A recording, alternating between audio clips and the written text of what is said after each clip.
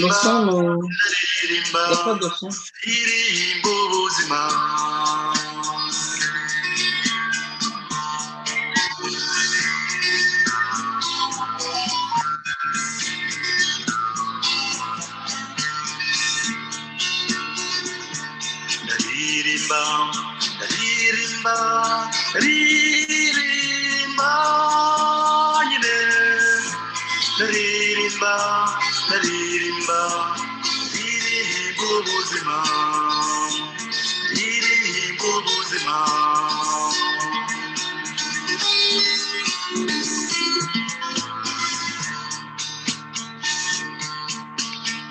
abadasobanukiwe baratangara ese kukuriya ni wa wundi bavuga bumva abihorera nkomereza urugendo bizarugana ku mahoro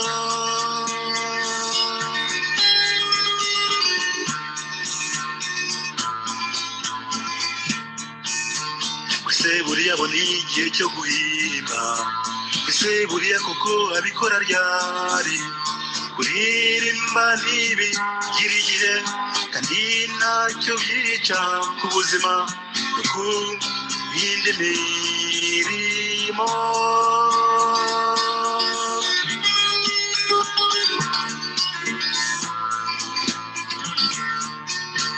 nyamara na n'umwe wabona utaririmba udashoboye guhimba afata iby'abandi iminsi mikuru mu bitaramo umunezero dufatiye turirimba.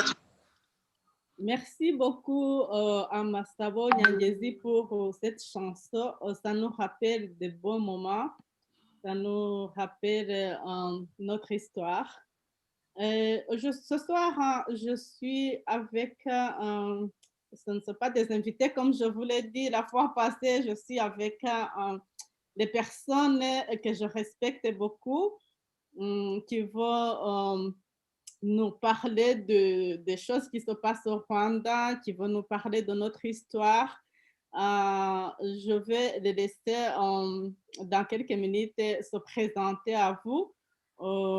Et puis, on va parler, on a ce soir un sujet le titre c'est « Comment puis-je sauver mon pays en tant que dirigeant ou citoyen ?» C'est un sujet qui est sensible, qu'on va parler, qu'on va partager, on va échanger ce soir. Vous êtes invités à partager aussi vos commentaires. Si vous avez des questions, vous allez avoir de bonnes réponses. Je vais commencer par l'abbé Thomas Nahimana qui va saluer notre audience. À vous la parole, monsieur l'abbé. Merci, Madame Flora, pour avoir organisé cette émission. Donc, je dis bonjour à l'audience du Sinijuru ce soir. Et je salue le thème qui est très, très intéressant. Comment puis-je sauver mon pays en tant que dirigeant ou en tant que citoyen, simple citoyen? C'est vraiment un thème très, très intéressant. Et il était temps de pouvoir en parler. Je vous remercie. On est accompagné aussi par une femme qu'on respecte beaucoup, Madame Brigitte, honorable Brigitte, qui a été députée au Rwanda. À vous la parole, vous pouvez saluer notre audience, Madame Brigitte. Vous pouvez activer votre micro, s'il vous plaît. Votre micro est fermé. Ok, c'est bon. Oui, merci. Je vous remercie, Madame Flora, d'avoir organisé cette émission. Et je salue toute l'audience et tous les gens qui nous écoutent maintenant. Et je salue aussi les compatriotes avec qui nous allons partager les idées au cours de cette émission. Je vous remercie. On est aussi avec un homme important aussi qui s'implique beaucoup, Monsieur Jean-Jacques Bosco. À vous la parole. Oui, merci, Madame Flora Karenzi. Merci pour m'avoir encore convié à ce débat de ce soir, sinon cet après-midi, selon là où nous sommes sur cette planète. Et je remercie également mes chers compatriotes ici avec nous, Madame Brigitte Tuishime, et puis également Monsieur l'abbé Thomas Sinaïmana, avec lesquels nous avons partagé ce débat, disons, ce débat intéressant. Et en même temps, je salue et je loue également les téléspectateurs et également auditeurs de cette radio ici Nijourou ou Ciel et Terre. Et enfin, je pense que nous allons avoir quand même un débat enrichissant. Je vous remercie. Merci beaucoup, Jean-Jacques. Moi aussi, je vous remercie beaucoup. On est vraiment très heureux de vous avoir, chers auditeurs, chères auditrices. C'est avec plaisir qu'on va discuter ce soir de 2 ou 4 points importants. On va commencer par les dirigeants. On se pose beaucoup de questions, mais parmi ces questions, on se demande comment le Rwanda est-il gouverné depuis le 1er octobre 1990. On se demande comment il a été gouverné jusqu'à aujourd'hui. Selon vous, quelles sont les erreurs qui ont été commises depuis ce temps-là et quelles sont les solutions envisagées pour ne plus tomber dans les mêmes erreurs et pour qu'il y ait un changement, un meilleur changement possible? On commence par vous, Monsieur l'abbé. Merci, Madame Flora, de me donner la parole. Alors, je voudrais bien commencer par le titre et même par le thème que vous avez fixé pour ce débat. Comment puis-je sauver mon pays en tant que dirigeant ou même en tant que citoyen? Le thème lui-même est très intéressant et en lisant justement le thème que vous nous aviez envoyé, alors j'ai pensé à une parole très, très prophétique du pape, de l'actuel pape, le pape François, donc pour ceux qui le connaissent pour l'Église catholique, qui avait dit, en fait, la politique est la forme la plus haute de la charité chrétienne. Et il a prononcé cette parole alors que les gens, il y en a beaucoup, surtout au Rwanda, ils craignent la politique. Ils disent que la politique, c'est une affaire de bandits, d'assassins, de voleurs.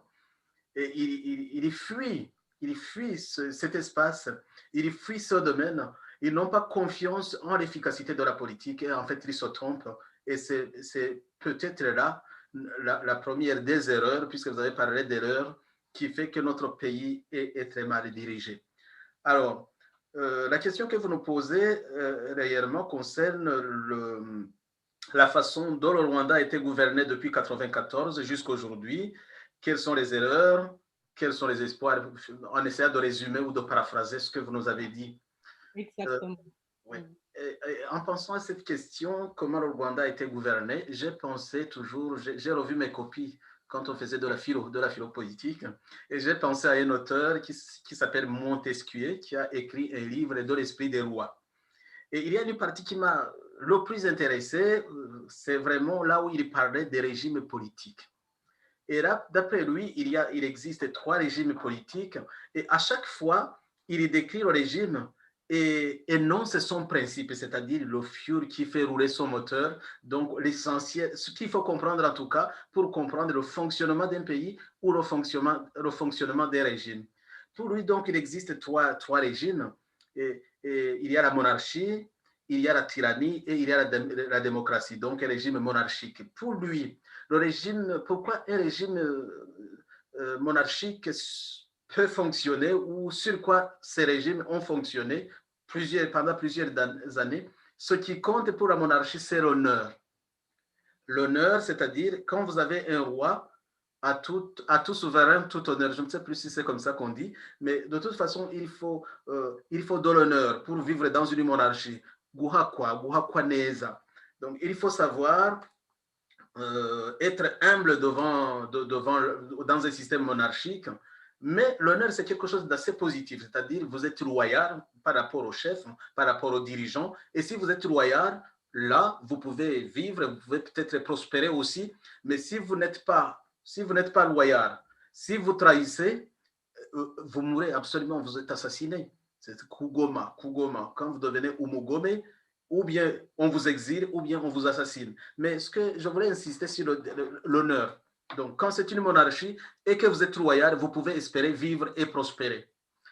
Le deuxième régime, plutôt la deuxième forme ou deuxième type de régime, c'est la démocratie. Et la démocratie, ce qui fonctionne dans la démocratie pour qu'un régime soit démocratique dans un pays, eh bien, c'est l'égalité et le mérite. Voilà. Pour avoir la promotion, il faut, puisque tous sont égaux devant la loi au moins, alors on va vivre, on va prospérer, on va avoir la promotion parce qu'on a mérité. C'est les meilleurs qu'on promeut qui vont être promus. Et là, on peut comprendre quand on est dans une démocratie que quand vous faites des efforts pour être le meilleur, vous avez la chance de réussir. Troisième régime, c'est la tyrannie ou la dictature. Et là, ce qui compte, le principe de ce régime, c'est la terreur. C'est la terreur. En fait, pour pouvoir vivre, avoir une forme de vie, il vous faut avoir peur. Il faut être peureux. Et le régime va tout faire pour faire peur à la population parce que c'est la crainte qui va aider le régime à dominer la population, à manipuler le peuple et bien à faire ce qu'il veut. Puisque vous avez posé la question, comment le Rwanda a été gouverné, en tout cas, ce n'était pas une monarchie. Nous avons connu la monarchie. Ce n'est pas une démocratie, eh bien, c'est une tyrannie. Et le pouvoir, depuis 1994, puisqu'on est en train de parler de l'actuel régime, a fonctionné sur la peur. Qu'est-ce que sur la peur? Il a assassiné des gens, il a commis des crimes abominables pour faire peur à la population. Et le changement serait entre, disons, on peut espérer le changement si le peuple réussit à se défaire de sa peur, à lever la tête, puisque c'était dans la question aussi, et à défendre ses droits. Alors là, la révolution aura commencé et on pourra corriger les erreurs. Vous avez parlé d'erreurs, je pense que le régime se trompe quand même. Quand le régime commence à penser qu'il va faire peur au peuple éternellement, en fait, ça n'existe pas. Parce que les dirigeants qui sont des tyranniques, qui sont des tyrans, ils vieillissent, ils tombent malades et ils meurent. Même sans être assassinés, ils peuvent vieillir et mourir. Et ils peuvent surgir une nouvelle génération qui n'a pas peur de ces dirigeants-là et les fout complètement en l'air. C'est ce qui est en train peut-être de nous arriver au Rwanda aussi, quand les gens commencent à lever la tête un tout petit peu, à ne pas avoir peur du régime. Alors là, les changements sont envisageables. Je vous remercie. Merci beaucoup, Monsieur l'abbé, pour les trois types les trois régimes que vous venez de nous définir, juste la monarchie, la démocratie et la tyrannie. Merci beaucoup. Vous avez juste insisté sur le fait que le Rwanda terrorise le peuple, c'est juste le peuple est effrayé, c'est pour régner. Ils mettent la pression, la peur sur la population. Et ça, c'est une erreur des gens qui nous conduit toujours là où nous sommes. Et merci beaucoup. Je donne la parole à Madame Brigitte pour nous partager son point de vue aussi. À vous la parole, Madame Brigitte.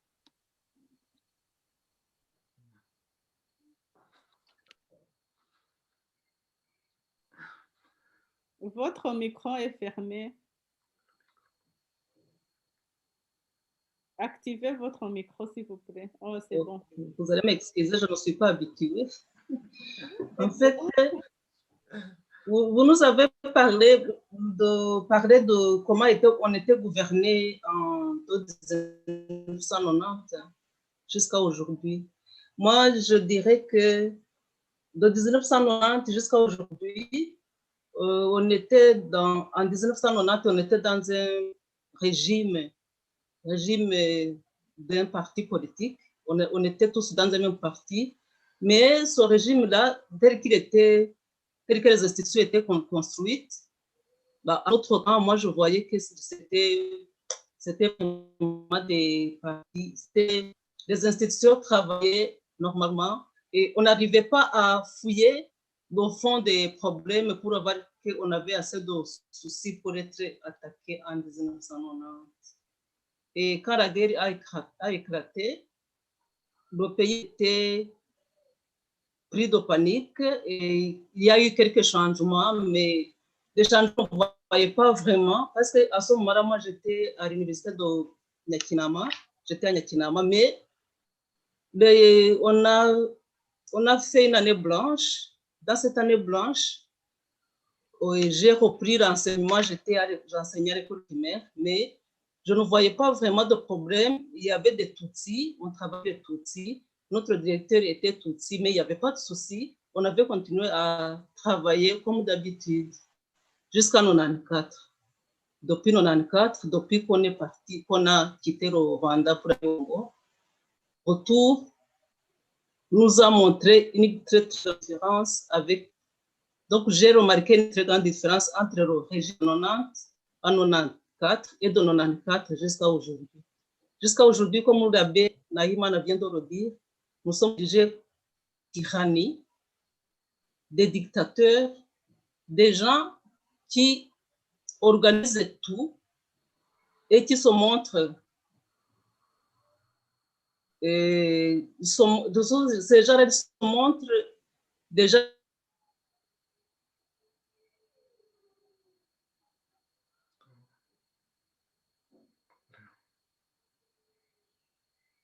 La connexion.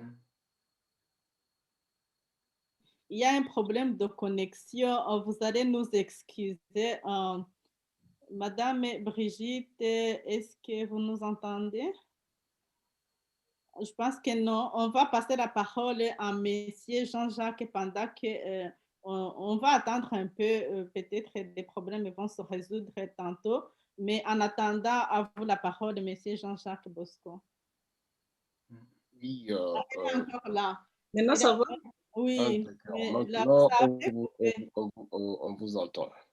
Ok, merci. Allez-y, Madame Brigitte. Oui, je disais que comparativement à 90, de 94 à aujourd'hui, on remarque que la tyrannie, on remarque l'oppression, on remarque l'humiliation. Donc, le régime qui est là, il est là pour humilier le peuple qu'il a trouvé sur place. Et c'est ce que je vois pour le moment. Merci. Merci beaucoup, Madame Brigitte. Vous n'êtes pas loin de ce qu'a dit Monsieur l'abbé. C'est juste un régime de dictature, un régime qui est là pour humilier la population. C'est un régime qui est toujours dans l'erreur que Monsieur l'abbé nous a dit. L'erreur d'effrayer la population, ceux qui arrivent à même commettre le mérite pour continuer à intimider la population. À vous la parole, Monsieur Jean-Jacques. Alors, donc, merci de me passer la parole, Madame Flora Karenzi. Donc, d'après, disons, l'ébauche de mes interlocuteurs précédemment exprimés, et je dirais que depuis 1990 jusqu'à aujourd'hui, le Rwanda a été dirigé en catastrophe. Et quand je dis en catastrophe, c'est pour dire que les citoyens rwandais n'ont jamais eu aucun répit. Ils ne se sont jamais reposés. Il y a un problème de connexion encore. De mon côté? Allô? Oui, est-ce que vous me suivez? Oui, il y avait. Est-ce que vous avez entendu ce qu'il a dit ou c'est moi? Oui. Moi, j'ai entendu. De mon côté, je m'excuse. Ah, d'accord, très bien. Alors, et nous voici en 90, le FPR attaque le Rwanda, donc à partir de l'Ouganda et de l'armée ougandaise. Et donc, comme un pays qui attaque un autre pays, mais à l'époque, le Rwanda a décidé de traiter le conflit comme un conflit inter-rwandais, entre les Rwandais eux-mêmes. Et cela, d'une part, a compliqué l'affaire, d'autre part aussi, et a aidé les rebelles du FPR. Alors, le Rwanda s'est vu polarisé pratiquement, et le secteur privé et le secteur donc, public, les deux ont été polarisés et nous nous sommes vus dans une politique donc, de déchaînement où c'était la diplomatie qui était tout le temps dans les négociations en scellé au Zaïre, donc dans la RDC, c'était soit à Kampala, c'était soit à Dar es Salaam, c'était soit à Arusha. Alors maintenant, donc, le secteur économique en a souffert dans le sens que il y avait les frontières qui nous liaient avec l'Ouganda, soit de Kagitumba au nord et également de Tchanika dans la préfecture de Rwengeri. Les provisions ou d'autres transactions qui se passaient entre les deux pays n'ont pas pu se faire, d'où alors la pauvreté qui s'est augmentée sur ce qui se passait au Rwanda, surtout qu'avant les années 90, vous vous souviendrez de la famine qui a sévi dans les préfectures du sud comme Agikongoro. Alors, aussi, le secteur social a été aussi, je dirais, piétiné, sinon également polarisé, dans le sens que c'était les déplacés de guerre que nous voyons partout au Rwanda, dans la ville de Kigali. Je pense que légèrement même avant avril 94, il y avait plus ou moins 1,5 million de déplacés de guerre dans la ville de Kigali qui sionnaient partout.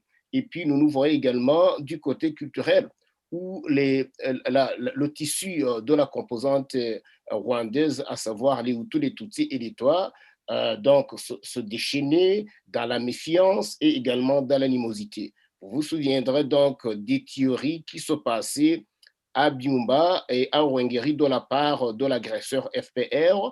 Et au même moment, il se passait également des bavures, sinon les mêmes théories dans les préfectures de Gisenyi comme à Chibilira et également dans Kigali comme au Bugesera. Donc, c'est pratiquement tout le pays qui était déchiré.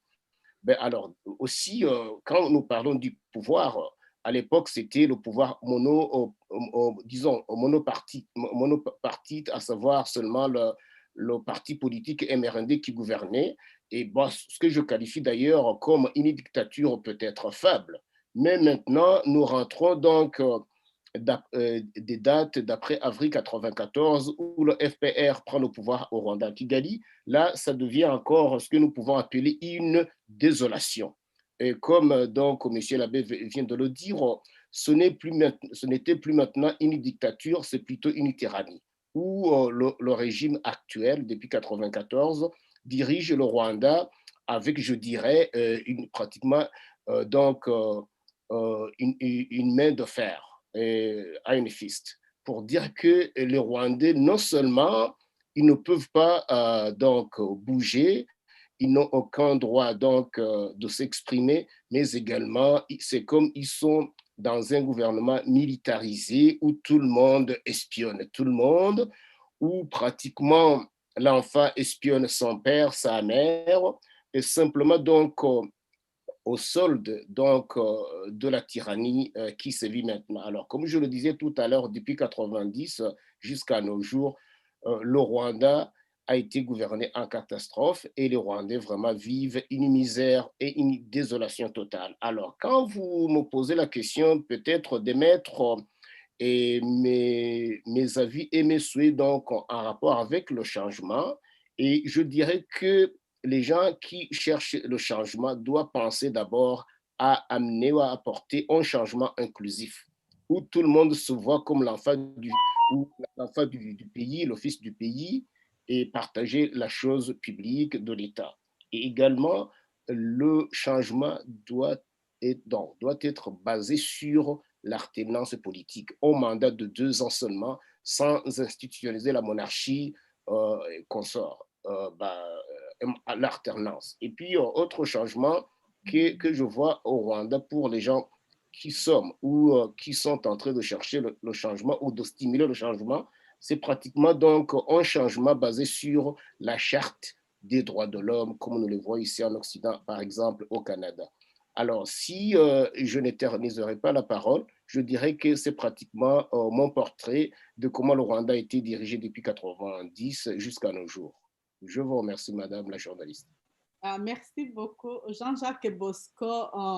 Vous confirmez ce qu'a dit l'abbé Thomas Nahimana, que le Rwanda est gouverné juste sous forme, c'est juste la tyrannie qui règne, c'est plus que la dictature, c'est la tyrannie. Et puis, vous avez mentionné les deux secteurs qui sont affectés négativement par cette je dirais, catastrophe. Vous avez parlé du secteur économique, du secteur social. Merci beaucoup pour votre point de vue, Monsieur Jean-Jacques. On va passer à la deuxième question. On se pose la question aussi pour ce qui est de la part des citoyens. Pourquoi les Rwandais ne se mobilisent pas pour changer le pouvoir dictatorial au Rwanda? Quels sont les obstacles? Comment pouvons-nous faire pour surmonter ces obstacles? Qu'est-ce que vous en pensez, Monsieur l'abbé? Alors, pour pouvoir envisager l'action, disons, la réaction et les actions du peuple, il faut encore une fois avoir devant les yeux la forme de gouvernement qui est la leur ou la sienne. Je parle du peuple. Alors, il y a un gros problème qui est au Rwanda, en fait, c'est qu'on se trompe réellement sur le régime qui est en place. On peut dire tyrannie, mais ce n'est pas une tyrannie comme les autres. Ce n'est même pas une tyrannie comme les autres, puisque en réalité, ce qu'ils appellent politique, eux, je parle des hauts dirigeants du FPR et qui ont le pays entre les mains. C'est vraiment, il y a de la terreur comme toute tyrannie, mais il y a de la criminalité qui s'y ajoute. Donc, ils ont érigé la criminalité en forme de gouvernement réellement. Ils gouvernent le pays en tuant, en assassinant le peuple, en assassinant les simples citoyens. Alors, pour que le peuple puisse se réveiller et essayer de faire quelque chose, je pense tout de suite à un livre, évidemment, qui est écrit par un jésuite, Quand la conscience se réveille. Je crois qu'à cause de cette criminalité qui est généralisée dans le pays, le peuple s'est déjà réveillé depuis longtemps. Il s'est réveillé depuis longtemps. Il sait maintenant juger le régime qui est en face. Et pour juger le régime qui est en face, il ne faut pas beaucoup de choses. Il faut seulement penser à l'article 2 de la... C'est un texte qui est très, très fameux, qui est très connu, de la Déclaration des droits de l'homme et du citoyen, de 1789. Déjà, les autres savaient. Au Rwanda, on ne sait pas encore. Et l'article 2 disait « Le but de toute association politique est la conservation des droits naturels et imprescriptibles de l'homme. Et ces droits sont la liberté, la propriété, la sûreté et la résistance à l'oppression. » Donc, on ne peut pas faire de politique si on n'est pas en train de soutenir, de faire la promotion, la conservation de ces droits. Et le régime qui est à Kigali, quelle est sa position par rapport à la liberté? Nous savons, la liberté, ce n'est pas une valeur pour le régime du FPR. L'égalité, la propriété plutôt, la sûreté, c'est des valeurs qui ne sont pas, qui sont sous le boisseau. Et quand on ose en parler, eh bien, on est qualifié tout de suite d'ennemi du pays. Alors, il n'y a que le quatrième point qui est la résistance à l'oppression. Le peuple doit y penser en fait. Il doit organiser la résistance, tout simplement. Si le régime ne respecte pas la liberté, la propriété privée et la sûreté, d'être sûr qu'on peut faire des affaires dans le pays et qu'on est protégé par le pouvoir. Si on n'a pas ces garanties qui sont là, le peuple doit absolument penser à organiser la résistance. Et puisque la question concerne comment le peuple peut s'organiser justement pour organiser la résistance, et là, on pourrait prendre beaucoup de temps à discuter de cela, et c'est ce qu'il faut en fait débattre. Mais j'aime bien l'armée, j'aime bien l'organisation de l'armée. Toutes les armées du monde, malgré la puissance du feu qu'une armée peut avoir, il y a deux choses qui comptent. C'est l'ordre et l'obéissance. Il faut qu'il y en ait qui commandent et que les autres obéissent. Sinon, ça ne fonctionne pas. Mais on ne va pas diriger un pays comme ça. On ne va pas diriger un pays puisque c'est des libertés qui sont là, puisqu'il faut promouvoir des libertés. On ne va pas donner des ordres et que les autres obéissent. Ça ne va pas fonctionner. Même si, justement, les militaires au pouvoir, comme chez nous, ils voudraient que le pays soit comme l'armée.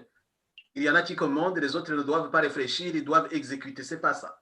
Par contre, pour qu'un peuple puisse se bouger un tout petit peu et organiser la résistance, il faut des leaders. Des leaders qui n'ont pas peur. Puisqu'on est dans le cadre d'une tyrannie qui joue sur la peur et la criminalité. Il faut des leaders qui surgissent, qui se montrent. Et être leader en politique chez nous, c'est signer son décret de mort aussi. Tout à l'heure, j'étais en émission, mais j'étais menacé même alors que je suis à 8000 km de Kigali, alors que je suis en ligne sur une chaîne YouTube, mais ils osent quand même me menacer en disant ils sont très très gentils, ils sont des anges, les généraux du Rwanda, puisqu'ils ne m'ont pas encore assassiné, donc ils sont très gentils. Vous voyez? Donc, il faut vraiment des leaders qui n'ont pas peur ou qui essaient de dépasser la peur.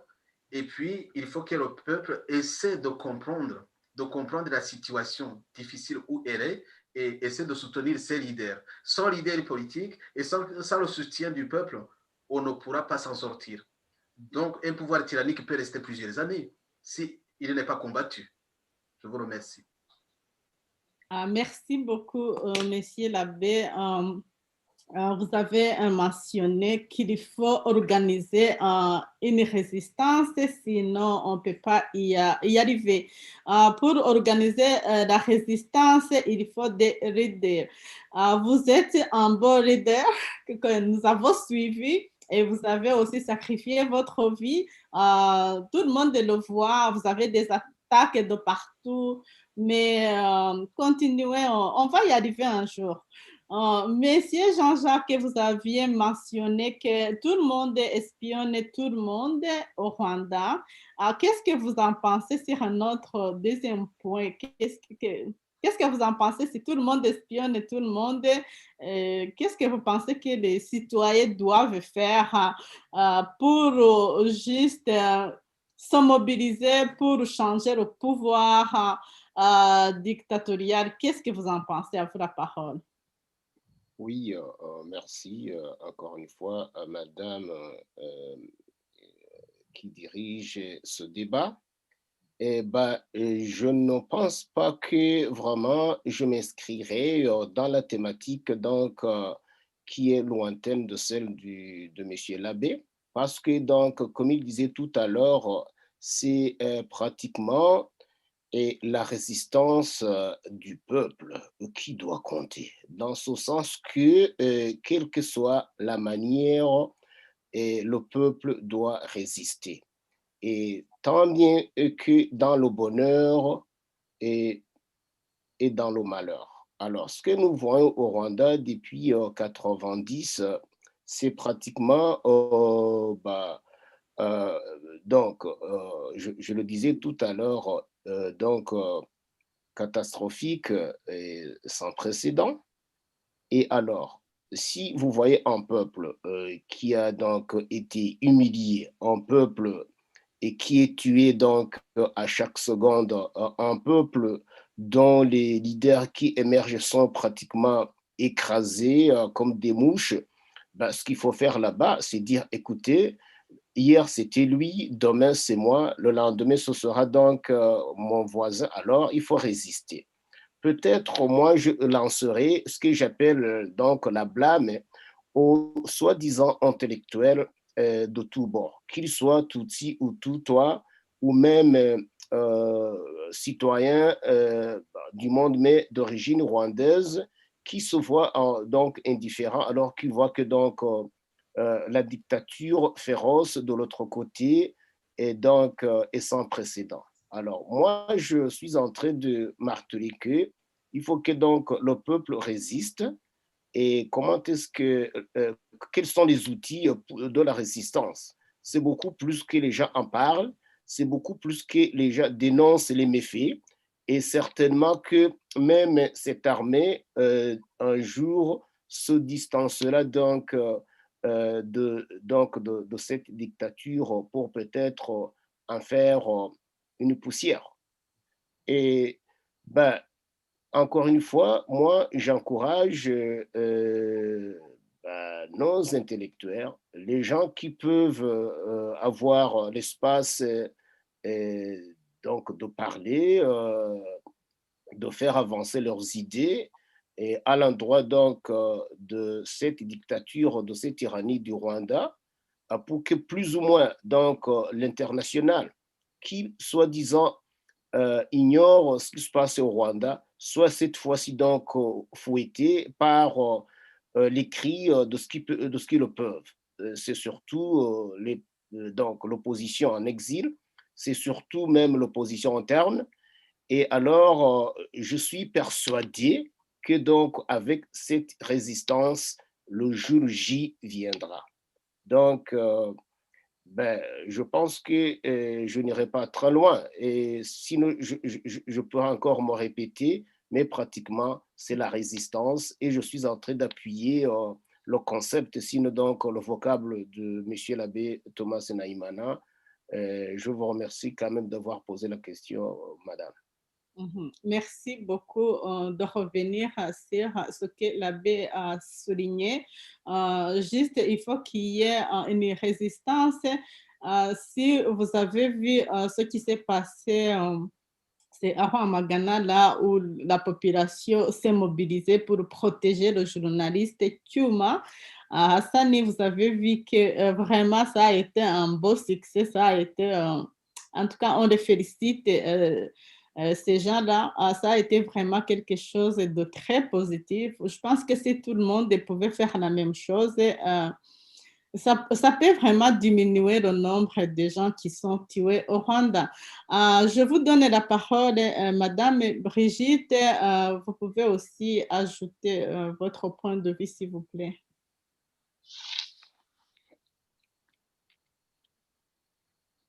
Okay. Merci, Madame Flora Karenzi. J'aimerais appuyer les idées données par Monsieur l'abbé Nahimana et Jean-Jacques Bosco, mais sur la résistance. La population résiste, mais je dirais qu'il y a toujours des obstacles. L'obstacle qui est là, c'est que l'armée, le Rwanda est dirigé par l'armée depuis 1994. C'est ce que les gens ne cherchent pas à comprendre, ou bien il faut comprendre à la communauté internationale qu'il y a la démocratie, il y a des partis politiques, mais ça ne se passe pas comme ça. Depuis 1994, on est dirigé par les militaires, et comme nous le savons, la démocratie, les élections, c'est l'un des indicateurs de la démocratie. Mais si je vous dis que pendant les élections sont organisées et dirigées par les militaires. Depuis la base, aux instances de base, jusqu'au sommet du pays. Et quand on a des observateurs internationaux qui viennent regarder, qui viennent superviser, on n'accepte pas qu'ils entrent dans tous les coins du pays. Et les coins du pays qui ne sont pas coupés, c'est justement les militaires qui organisent les élections. Et là où arrivent les observateurs, il y a des bulletins doubles. Des bulletins doubles. Après, quand les observateurs sont partis, et on présente les bulletins, jusqu'à ce que dans certains coins, on peut trouver que le président a été élu à 120%. Donc, les gens qui ont été élus sont supérieurs par rapport à la population qui doit voter. Donc, l'armée là, qui contrôle le peuple, est là pour que la population soit intimidée. C'est un peu compliqué, mais il faudra chercher des moyens pour démanteler, pour désarmer le peuple, l'armée au Rwanda et essayer de soutenir la population pour qu'ils organisent cette résistance. Et les leaders, nous avons des leaders, nous avons M. l'abbé Nahimana, nous avons notre gouvernement en exil. Et tout à l'heure, j'ai entendu dire qu'au Rwanda, on n'a plus de gouvernement, on n'a plus de président. Je pense qu'il faudra déménager, aller au plus vite au pays pour soutenir la population, pour sortir la population dans cette dépense, parce que ça dure très, très longtemps. Et comme Jean-Jacques Bosco l'a dit, c'est depuis 90 que la population est maltraitée et malmenée. On commence par Byumba, de Byumba jusqu'au nord, depuis qu'on est parti jusqu'au Congo. Les gens sont partis partout et maintenant nous sommes éparpillés dans le monde entier. Ce n'est pas parce que dans notre pays il y a la paix, c'est qu'il y a toujours des soucis. Et ce gouvernement qui ne veut pas aider la population, qui ne veut pas être auprès de la population, c'est un gouvernement qui doit être démis de leur fonction pour céder la place aux gens qui veulent travailler pour le peuple. Je pense que je n'ai pas beaucoup de choses à ajouter. Je soutiendrai qu'il y ait beaucoup de leaders qui sont pour la population, pour contre la population. Merci. Merci beaucoup à vous trois. Madame Brigitte vient d'appuyer aussi le point de vue de l'abbé Thomas Nahimana et de Jean-Jacques Bosco, disant qu'il faut une résistance pour que le peuple rwandais puisse se libérer. Le problème, il a ajouté qu'il y a un problème, c'est un défi aussi, parce qu'il y a la présence des militaires pour intimider la population, parce que s'il y a une présence avec des armes, tout ça, la population a peur de mourir. Comme ça, c'est pour ça que ce n'est pas évident. Avant de passer à la prochaine question, j'aimerais passer au travers on a des messages dans le chat. Il y a Java Wamongo qui dit bonsoir. On dirait que les Rwandais sont de moins en moins francophones. C'est parce que notre audience, il n'y a pas beaucoup de monde, mais ce n'est pas grave. Il y a 100 machines qui nous suivent. Mais après, je pense qu'après l'émission, je pense que les gens vont pouvoir s'asseoir et écouter, suivre notre émission tranquillement. Il n'y a pas de problème, même s'il y a 2 personnes, même 3 personnes, ce n'est pas vraiment un problème pour nous. Continuez à partager l'émission. Il y a Dani Moussa, on est là, merci pour l'émission en français. Au moins, qui ne savaient pas vont savoir ce que le Rwanda souffre. Il faut... c'est pas bien, il y a quelque chose qui manque dans sa phrase, mais je vais allumer la lumière au Rwanda. Il faut parler. Merci beaucoup, Dani. Il y a Karinou, c'est Karinou Bibif qui nous dit bonsoir à tous. Bonsoir, Karinou. On t'aime beaucoup, on aime tes interventions. On vous aime tous. Karinou continue, elle dit, vous qui êtes en Belgique, pensez à aller vous manifester contre Vincent Biluta. Il y a Dani qui dit, nous parlons beaucoup de langues français, anglais, swahili, nyanja, chewa, bemba, lingala, c'est beaucoup de langues là mentionnées. Encourage notre jeune d'ouvrir les chaînes pour diffuser les journaux. C'est ce qu'il a écrit. Il y a Nathalie. Bonjour aux intervenants. Bonjour Nathalie. Il y a Kabera qui dit Monsieur Biluta a amené la nouvelle photo d'Ifo Kagame à Charles Michel. Merci pour l'information. Il y a Karinou qui dit soyez vigilants, Vincent et Mouchtiwabo seront en train de se promener dans les rues belges.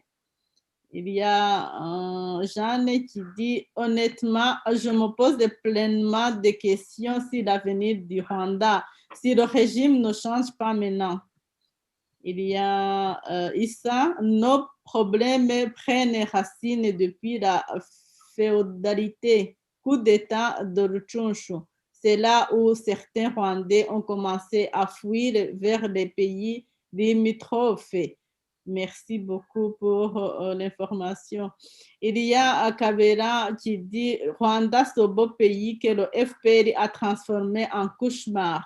N'offusque qu'en rêvant d'y être, c'est mortel.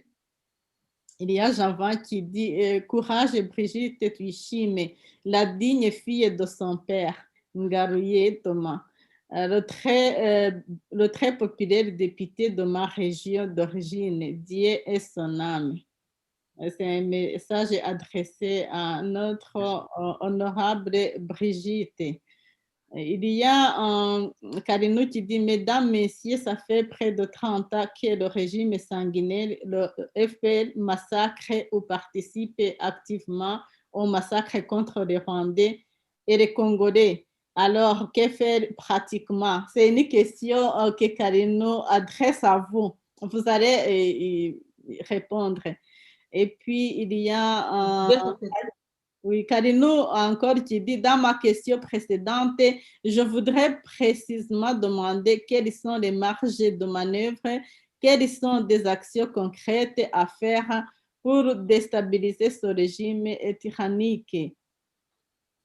Je ne sais pas si je peux m'arrêter par ici pour ne pas vous bombarder avec beaucoup de questions.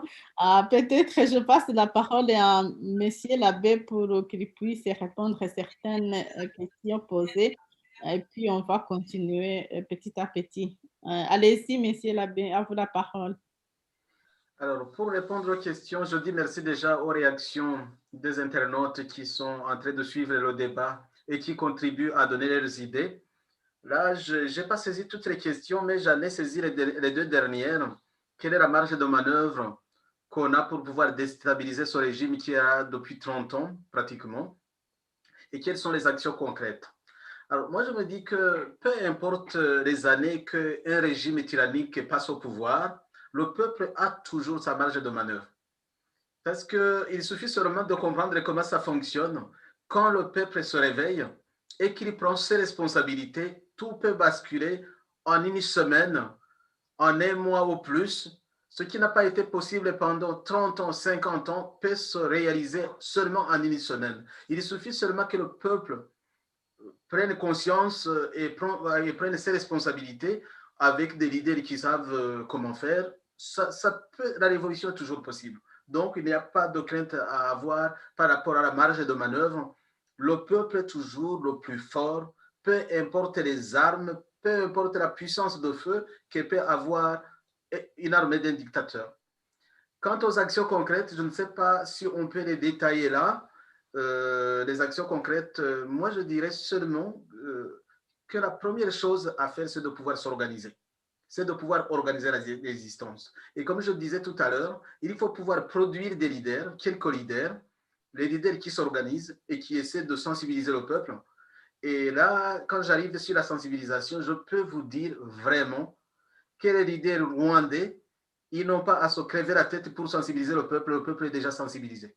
C'est le pouvoir de Paul Kagame qui a pu sensibiliser le peuple pour montrer sa méchanceté. La criminalité est là.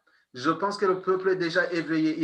Ils n'ont pas attendu le gouvernement du peuple rwandais en exil pour comprendre que le FPR, que les Ingotani ne sont pas des sauveurs, qu'ils ont une grande responsabilité dans tout ce qui est arrivé au Rwanda, qu'ils ne sont pas victimes. Kizito Mihigo a noté quelque chose dans son livre. Le livre il est intitulé « Embrasser la réconciliation pour vivre heureux et mourir en paix ». Et là, il avait remarqué un phénomène qui est bizarre. Et le phénomène, c'est ce qu'il a appelé la criminalisation des victimes et la victimisation des bourreaux ou des criminels. Donc, ils assassinent des citoyens innocents et ils se disent victimes.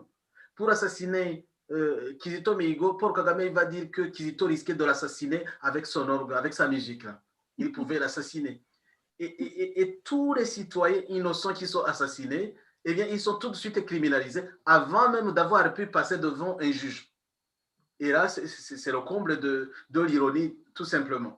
Alors, les actions concrètes, c'est vraiment de pouvoir. Moi, je sais qui va organiser la résistance du moment que je peux voir que les gens s'organisent. Un petit groupe déjà de 6 personnes, 8 personnes, avec un leader à la tête ou au milieu de son groupe, et qui commencent à penser à leur pays, et qui commencent à penser aux actions concrètes à faire. Les actions concrètes, ce n'est pas le problème. Le problème, c'est d'avoir les gens qui vont les penser et les mettre en action, quoi, et les lancer. Et c'est tout ce que j'ai à dire. Dès que vous avez fondé un parti politique, dès que vous avez une équipe que vous appelez un gouvernement en exil, là, vous pouvez penser avec vos têtes, essayer de monter une stratégie et monter une tactique pour pouvoir accomplir vos objectifs et vos actions. Le vrai problème, c'est que le FPR, qui compte vraiment sur une criminalité organisée et à grande échelle, assassine toujours les leaders. En fait, c'est sa stratégie. Il assassine avant tout les leaders qui pourraient bien organiser le peuple. La deuxième chose, c'est qu'elle essaie de supprimer les droits qui permettent aux gens, par exemple, les droits fondamentaux et les libertés publiques, le droit de réunion, par exemple, le droit d'opinion, disons la liberté d'opinion, le droit ou la liberté ça s'appelle comment, de s'assembler, de réunion ou de faire équipe. Du moment que vous marchez et que vous discutez à trois, vous savez ce qui vous arrive au Rwanda. Si vous êtes trois, voilà, que vous êtes des planificateurs du génocide, que vous êtes, parce qu'ils ne veulent pas que les gens échangent des idées, que les gens puissent planifier quelque chose de positif. En fait, on n'a pas le droit de faire de la politique au Rwanda pour dire vrai. C'est le FPR qui est un parti État et un parti unique qui a vocation, et Kizito l'avait dit encore, qu'il trouvait le FPR un mouvement politique extrémiste et essentiellement dangereux, ayant pour vision d'être qu'un parti unique. Et ça, il avait tout dit et il avait tout vu. Alors, je reviens sur ce que nous disaient les questions. Quelle marge de manœuvre? La manœuvre est grande, à 100%. Tout le peuple il peut toujours se mouvoir, il suffit de s'organiser. Quant aux actions, tous les groupes peuvent monter une stratégie et en tout cas pour pouvoir mettre en œuvre ce qu'ils veulent faire. Merci. Oui, merci beaucoup, Monsieur l'abbé. Je pense que Madame Brigitte n'a pas de connexion. Elle va bientôt se reconnecter. Mais en attendant, je donne la parole à Monsieur Jean-Jacques. Si vous avez aussi quelque chose à ajouter ou une question à répondre, à vous la parole.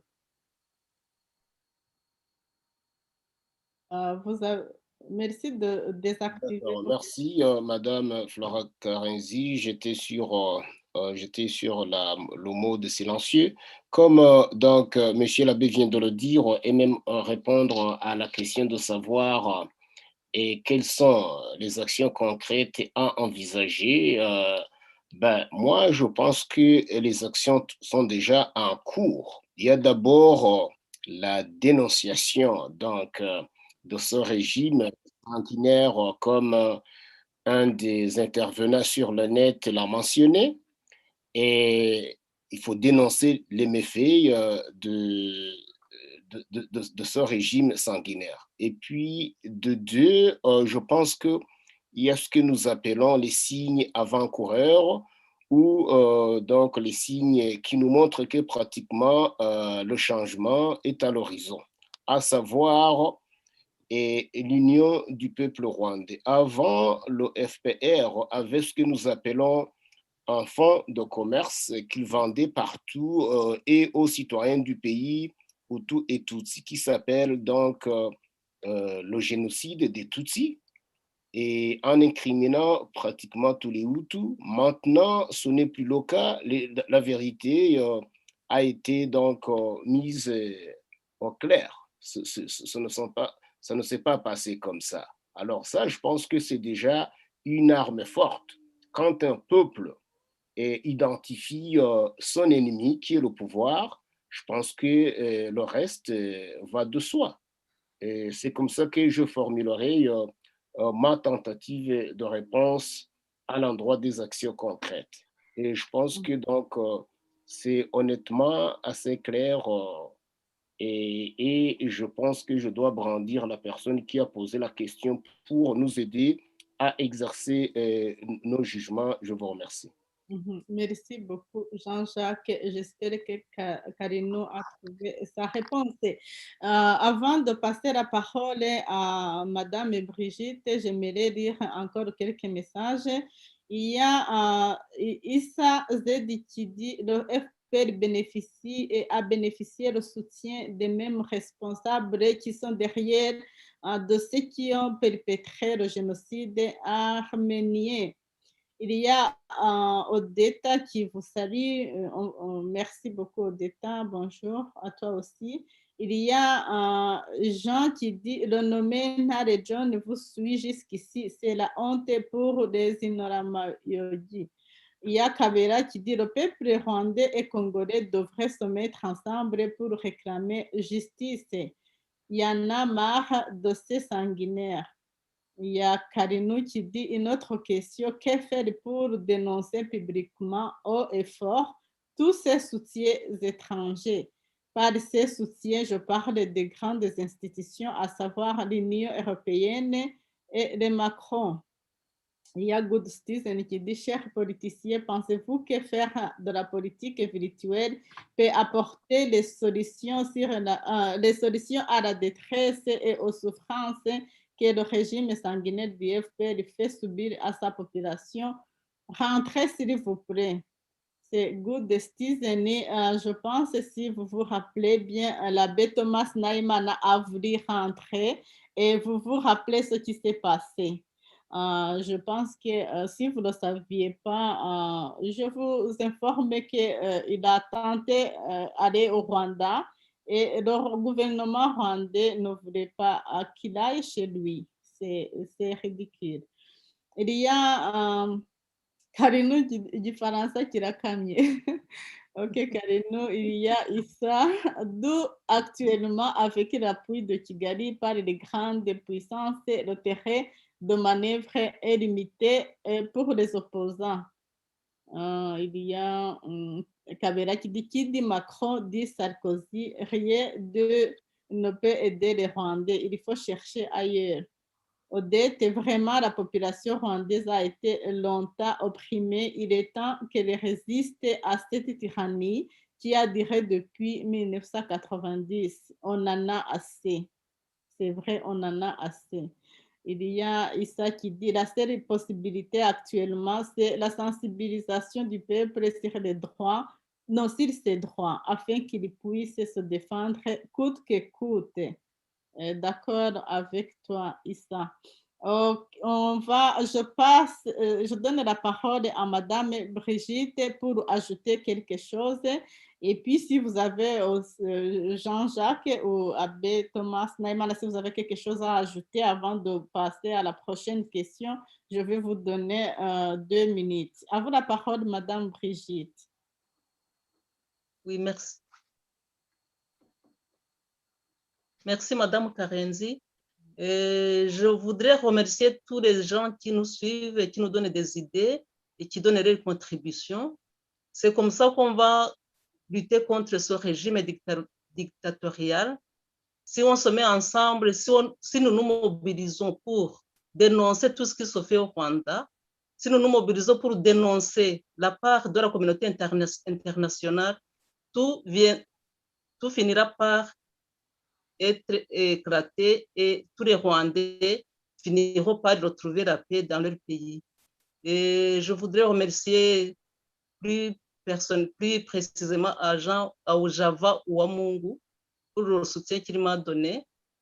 Et je ne sais pas si c'est le Java que je connais, il était un collègue, il était professeur avec moi dans une école, mais je le remercie beaucoup et j'essaie de travailler pour aider la population de mon pays et c'est pour m'aider moi-même aussi, c'est pour aider mes enfants, c'est pour que mes enfants aient un pays qui a de l'avenir et nous travaillons ensemble pour tout dénoncer, pour tirer les enfants, le peuple dans la misère.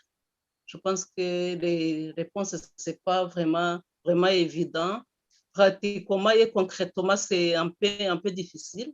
Si on lutte avec une personne, si on lutte avec les gens qui sont armés alors que nous ne sommes pas armés, nous savons que la vérité finira par éclater, mais ça prendra beaucoup de temps. Il est temps d'éveiller tous les esprits, tous les Rwandais et de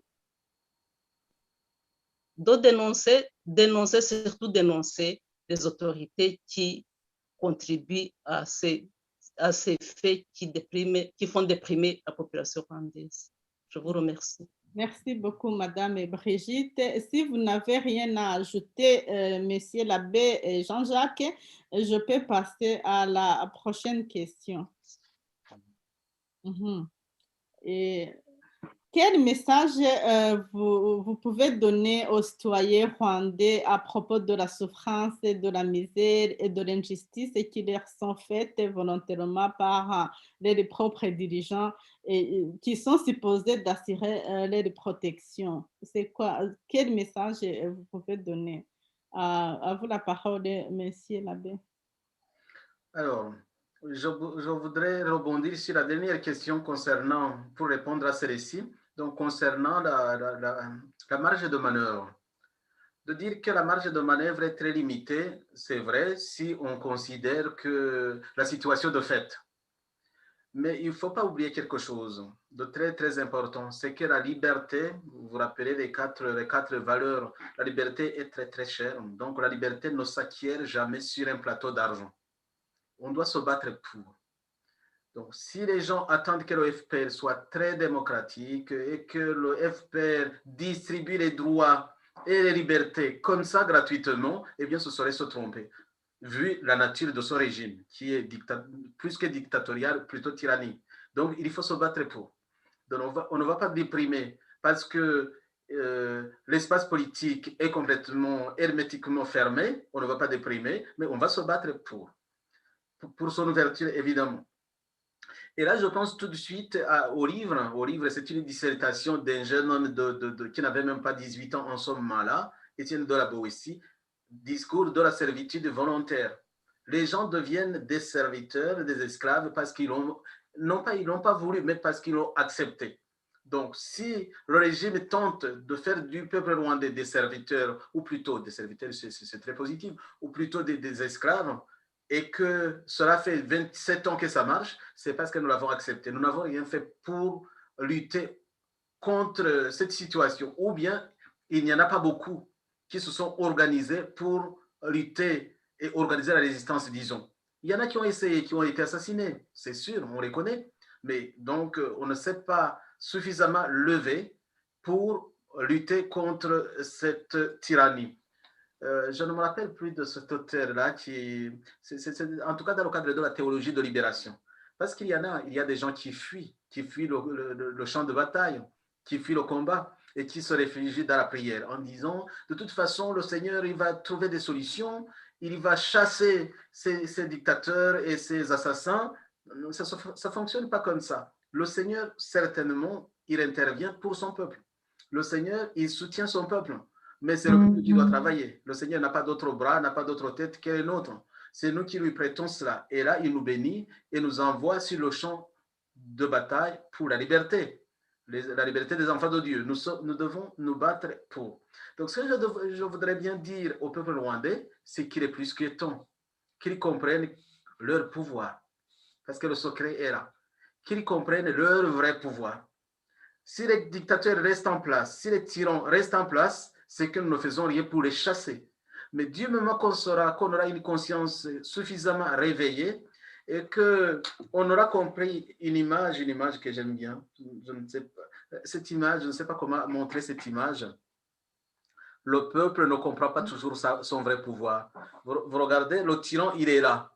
En dessous, c'est le ravin en dessous de lui, et il y a une planche. C'est le peuple qui soutient cette planche, qui le fait vivre et commander. Je parle du tyran. Mais qu'est-ce qu'il faut faire? Il demande ce qu'il faut faire. Il faut que le peuple quitte cette planche et le mec, il sera dans le ravin tout de suite. C'est tout ce qu'il faut organiser. Et il faut toujours avoir confiance au peuple. Le peuple, il sait faire. Le peuple est capable de faire. Mais il faut des leaders pour cela. Exact. Je vous remercie. Oui, avant de donner la parole à Madame Brigitte, il y a un Good Citizen qui avait posé la question juste en parlant de ça, qui avait posé comme question si on va y arriver en faisant la politique virtuellement. Est-ce que vous pouvez dire quelque chose, Monsieur l'abbé? Je n'ai pas bien. Est-ce que vous voudriez bien répéter la question, s'il vous plaît? Oui, et c'est juste un Good Citizen qui avait posé la question de savoir si ça va fonctionner de faire la politique virtuellement. Et oui. Madame, Monsieur l'abbé, permettez aussi que je peux vous compléter en rapport donc avec ces questions de good citizen. Donc, la question de savoir si la politique à travers les réseaux sociaux ou l'Internet, autrement dit la politique à distance, qu'il a appelé la politique virtuelle. Et j'ai l'avantage de rappeler qu'aujourd'hui, à l'heure où nous parlons, le monde est devenu comme un petit village. Donc, ce qui se fait aujourd'hui à Paris, au Canada, se voit immédiatement au Rwanda, à Harare, au Zimbabwe et ailleurs. Donc, à défaut de ce que l'on aime, on se contente de ce que l'on peut. Pour dire que c'est déjà grand-chose que les manifestations peuvent se faire au niveau global, à l'international, et ça secoue et Kigali. Et aussi, ça encourage donc ces citoyens qui sont partout à Kibungo ou au Bugarama ou peut-être au nord à Rwengeo, Gisenyi, parce que c'est direct, c'est beaucoup plus efficace. Donc, pour moi, je n'ai aucune inquiétude. C'est beaucoup plus que les gens puissent travailler et utiliser à bon escient ces outils donc, technologiques des réseaux sociaux. Donc, en ce qui me concerne et en ce que moi je vois, c'est déjà une arme. C'est déjà une arme, je dirais donc, tranchante. Alors, si Monsieur l'abbé peut ajouter quelque chose, il peut, mais cependant, c'est clair et net. C'est ça. À défaut de ce que l'on aime, on se contente de ce que l'on peut. Il suffit seulement donc de le faire ou de l'utiliser à bon escient avec donc intelligence, je dirais. Je vous remercie. Merci beaucoup, Jean-Jacques. Jean-Jacques Bosco vient de dire quelque chose de très important dans le sens de dire que les social media, les médias sociaux sont très importants en fait.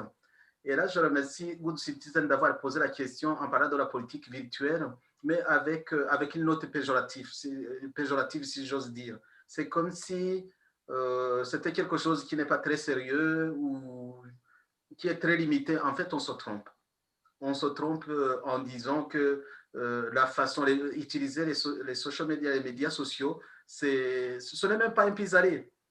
Dans les années 60, les Kayibanda, pour aller communiquer avec leurs amis qui étaient à Ruengeri, par exemple, on envoyait quelqu'un, on écrivait une lettre et on envoyait quelqu'un de Tchangougou qui allait à pied jusqu'à Ruengeri pour remettre la lettre et redescendre à la maison. Vous connaissez la chanson de ce moutoir qui disait que, je ne sais pas si c'est même un moutoir qui, en cours de route, la lettre est tombée par terre dans la boue et puis il ira laver. Bon, vous voyez. Donc, à ce moment-là, ils ont pu quand même réussir quelque chose avec tout ce que ça demande comme organisation, comme temps perdu. Donc, il fallait donc passer combien de temps, je ne sais pas, 2 semaines peut-être, à remettre une lettre. Aujourd'hui, on a une chance. En fait, c'est une bénédiction de Dieu.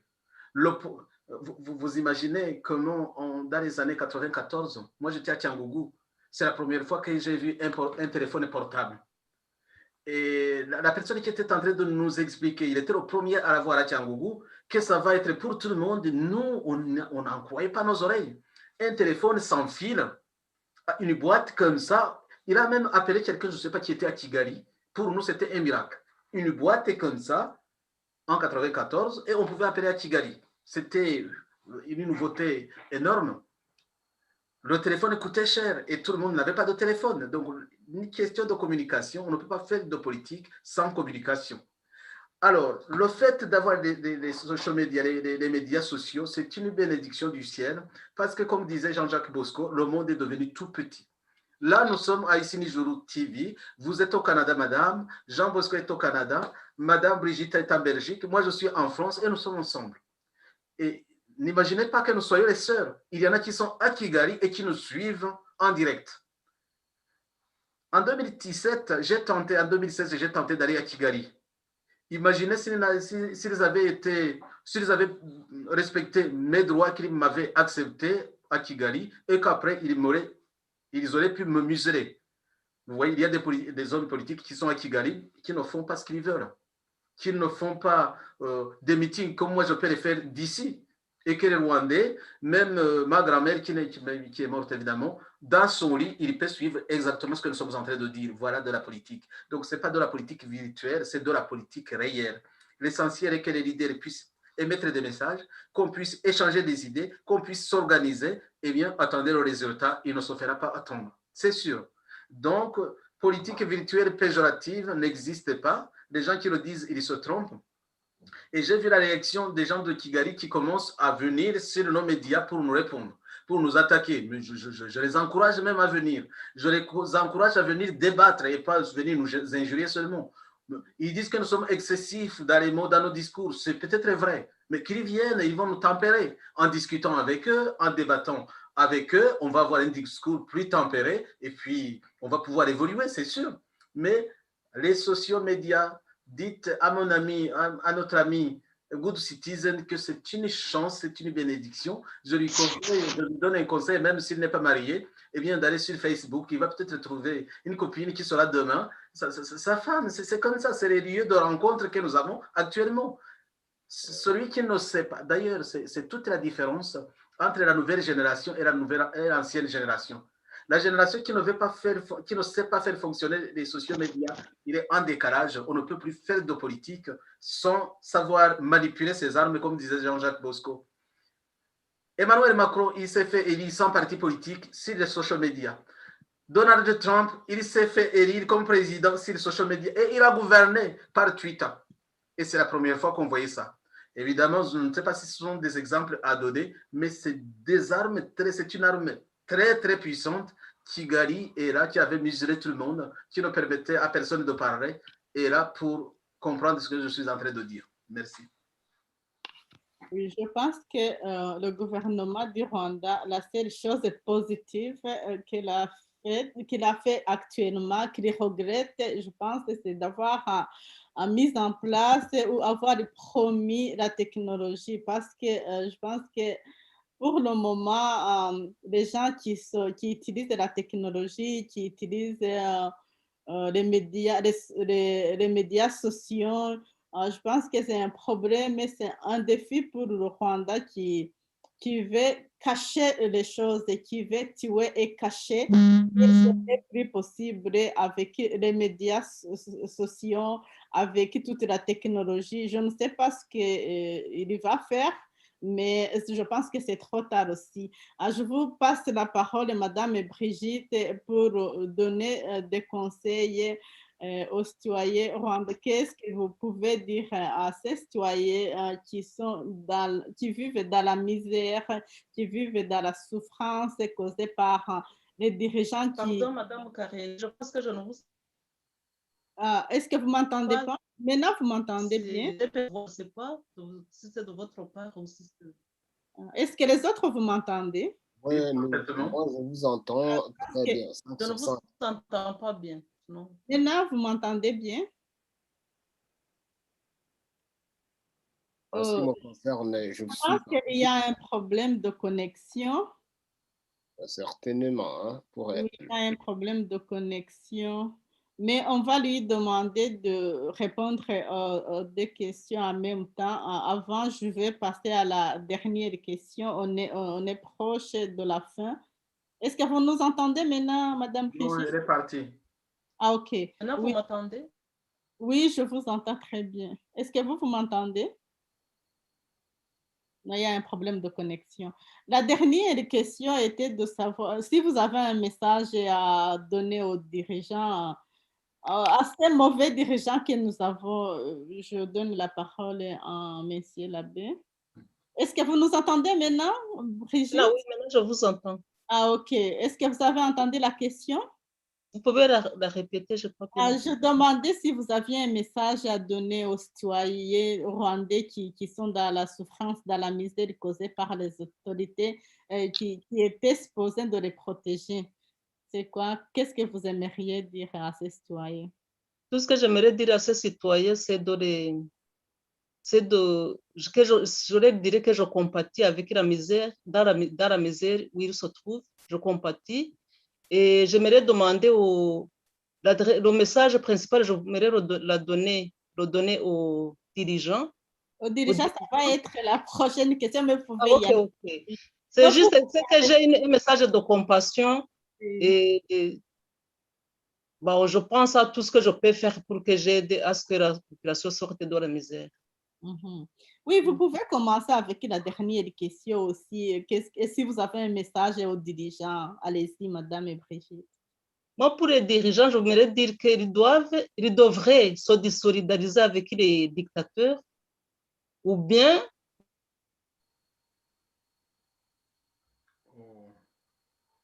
malheureusement, ça coupe, mais on va lui donner la parole. Il y a des problèmes de connexion.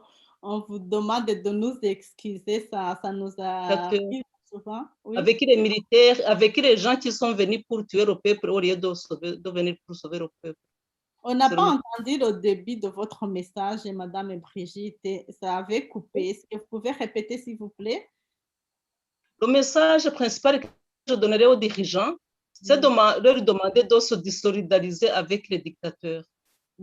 S'ils ne sont pas vraiment pour, ou bien s'ils sont toujours alliés à ces dictateurs, ils vont tous tomber avec le régime qui opprimerait le peuple.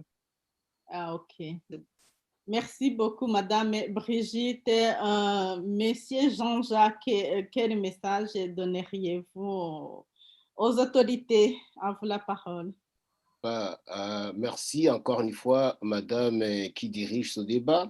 Et à l'endroit des dirigeants de l'autorité rwandaise, autrement dit, comme un des internautes l'a mentionné, le régime est sanguinaire. Moi, je formule donc un vœu à leur endroit, leur disant que tôt ou tard, ils vont regretter de leurs méfaits. Nous avons des exemples de la dictature et la tyrannie de Idi Amin Dada en Ouganda. Donc, il a fui le pays, Manu Militari.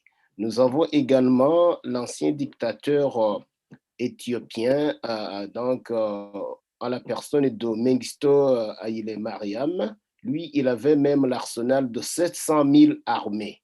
Il est parti donc, il a fui au Zimbabwe, sans même partir à vacances, où il est mort là-bas. Donc, tôt ou tard, la nature, les ancêtres, Dieu même et le peuple leur demanderont ce qu'ils leur ont fait.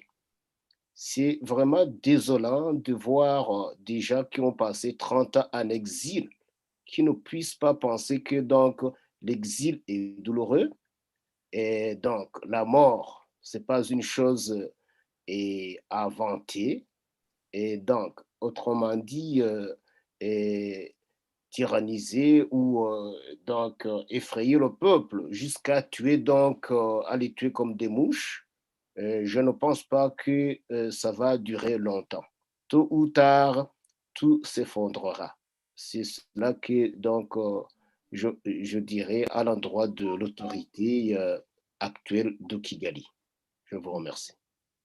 Merci beaucoup, Jean-Jacques. Avant de donner la parole à l'abbé Thomas Nahimana, j'aimerais vous lire un petit message d'encouragement de la part de Marie Golette qui dit « Nous applaudissons cette initiative que vous avez prise de tenir ce débat en d'autres langues que la nôtre. Nous allons pouvoir partager aux autres qui ne comprennent pas notre langue. » Merci beaucoup, Marie Golette. C'est très encourageant.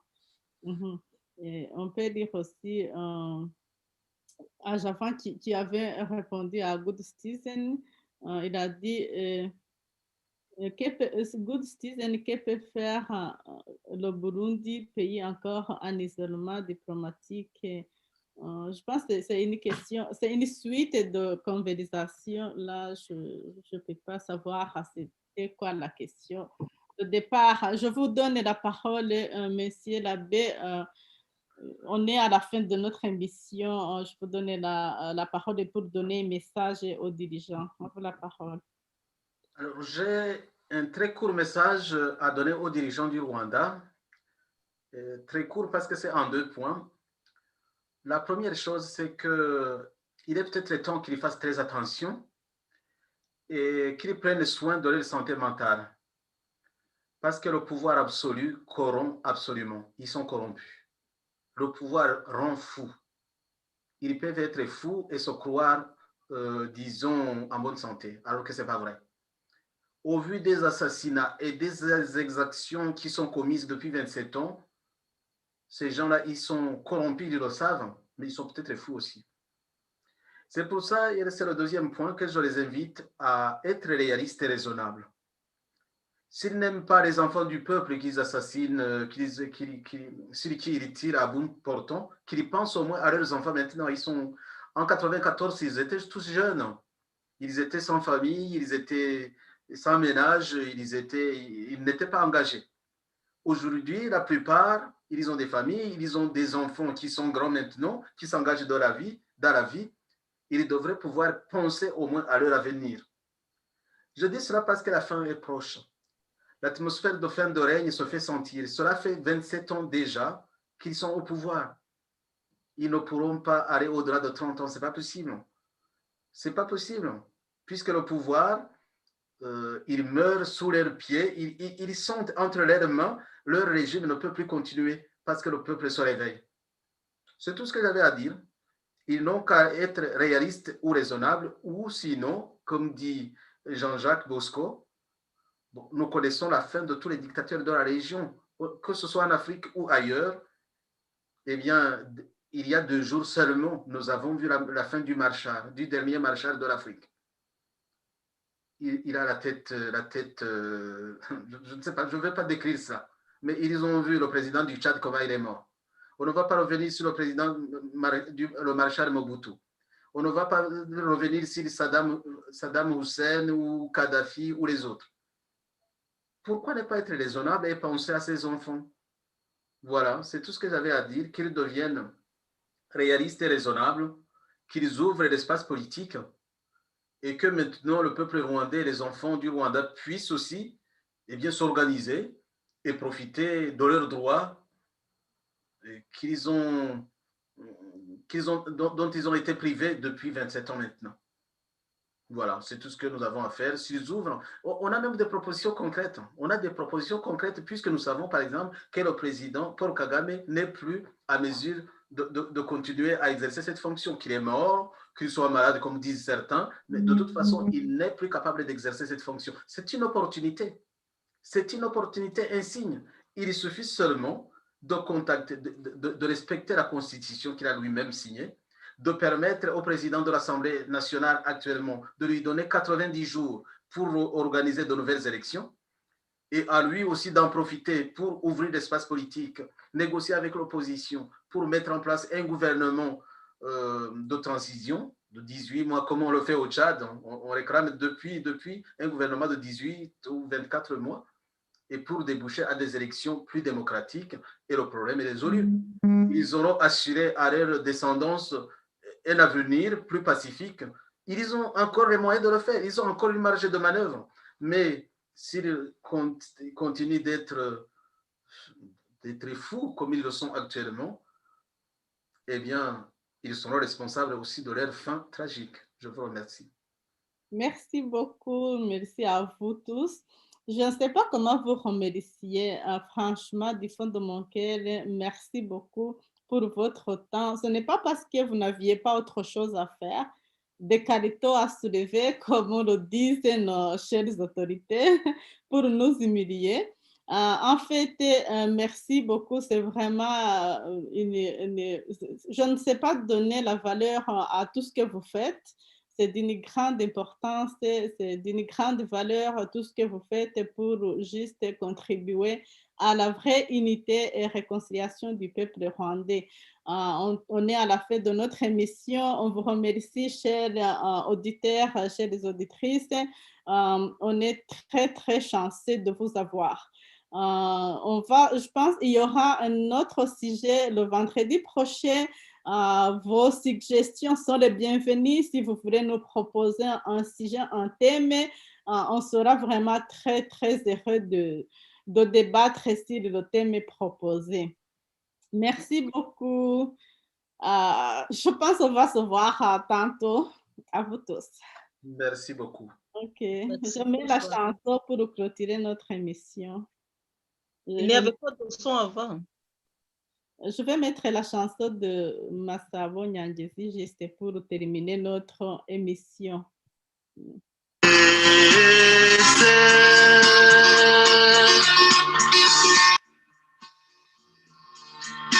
Si ngombwa kuba udafite impamyabushobozi, si ngombwa kuba umuzungu cyangwa umuzayirwa, si ngombwa ibitabi n'ibiyoga, zika n'izirana n'isuku, ahubwo n'imbarutso y'u